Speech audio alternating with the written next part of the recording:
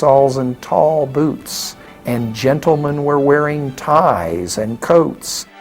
Everybody was wearing their best finery to the wilderness.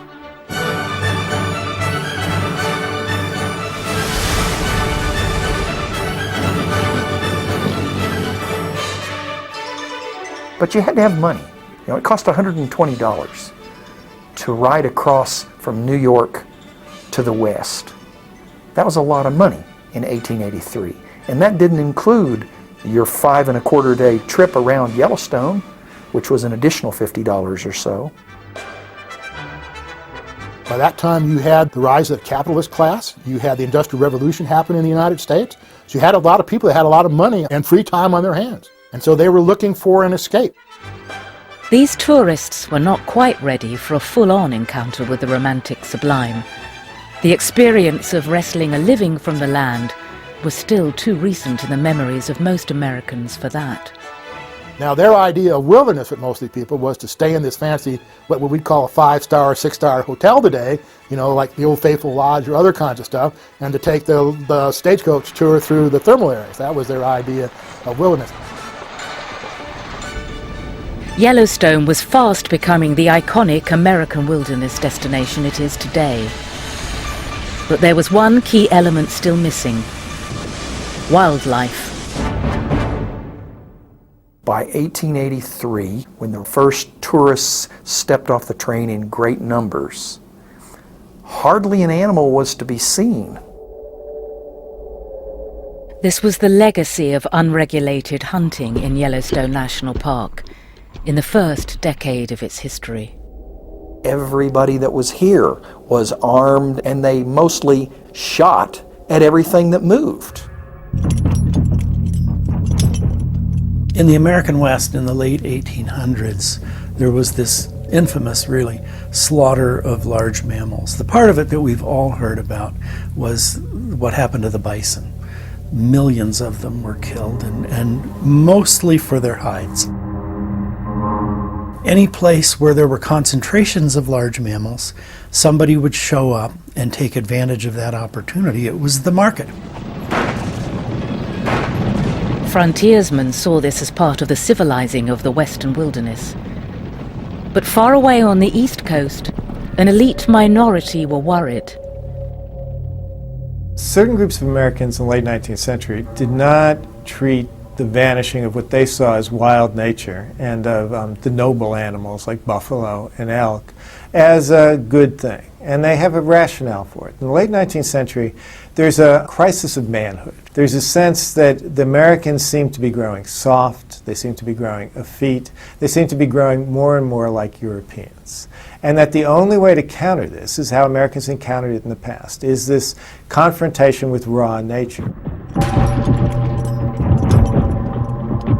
You can't have a confrontation with raw nature. You can't, in fact, absorb its values, toughen yourself up, if there is no wild nature left to go into.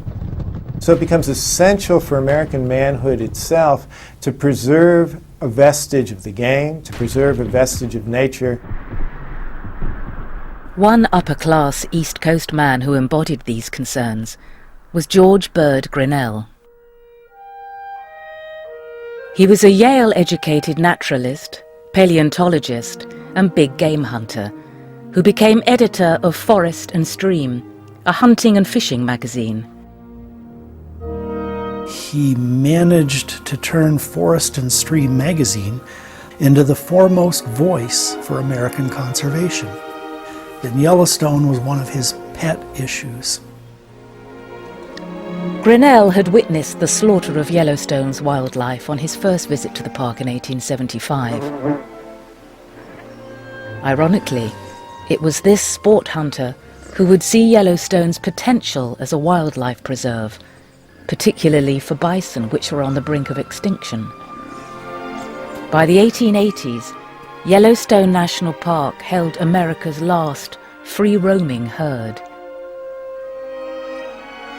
To someone with Grinnell's savvy about biology, about politics, about media, about public interest, they were such an obvious and powerful symbol. You just couldn't not see the opportunity they presented. Grinnell launched a campaign to save Yellowstone's bison, calling for a law to ban hunting in the national park and requesting the army be brought in to stop the poaching. But without legislation, even they were powerless to end the slaughter. In 1894, Yellowstone and the bison got lucky.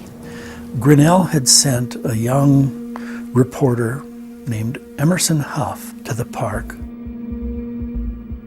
Whilst he was there, the authorities got a tip-off that a notorious local poacher was in the park killing bison, and Huff accompanied army scouts to the scene of the crime.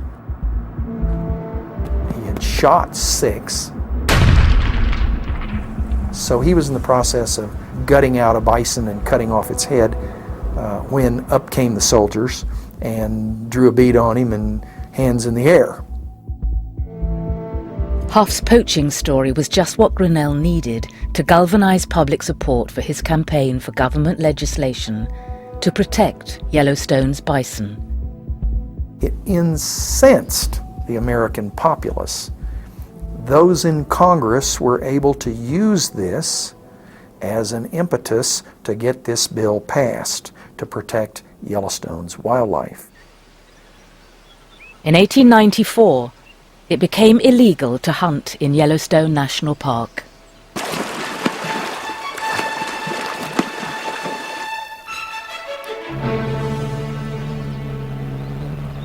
In the nick of time, Americans had recognized the aesthetic and cultural value of their wildlife.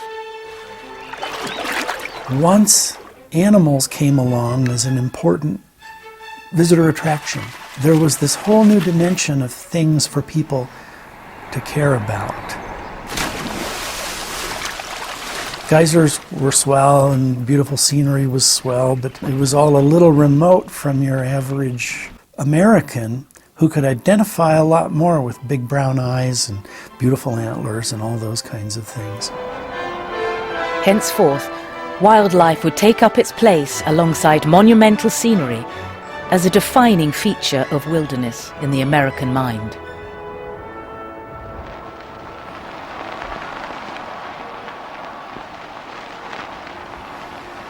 As more wild lands were set aside as national parks and tourist numbers increased, it was clear that the park system needed bespoke management.